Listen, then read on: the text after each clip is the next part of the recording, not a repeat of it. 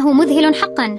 جهز رأس إبرة، ثم ضع رأس الإبرة على جهاز التلميع واصنع ثقبا صغيرا، ثم استخدم الكماشة لقص رأس الإبرة وأزل رأس الإبرة، ثم استخدم يديك والكماشة لثني الإبرة كما هو موضح في الفيديو. بعد ذلك خذ قلم رصاص وقم بقطع الجزء الزائد بسكين، ثم استخدم مسمارا حديديا لحفر ثقبين صغيرين في القلم. ضع رأس الإبرة المثني في الثقوب الصغيرة الموجودة في جسم القلم. بعد ذلك خذ سلكين وأزل جزءا صغيرا من الغلاف الخارجي لكل منهما، ثم قم بتوصيل كل سلك برأس الإبرة ولف السلك حول طرف القلم، ثم قم بتوصيل الطرف الآخر من الأسلاك بسلك الشحن المحضر مسبقا، وأدخل سلك الشحن في محول الطاقة، ثم شغل المحول، وبهذا سيكون لديك مكواة لحام كهربائي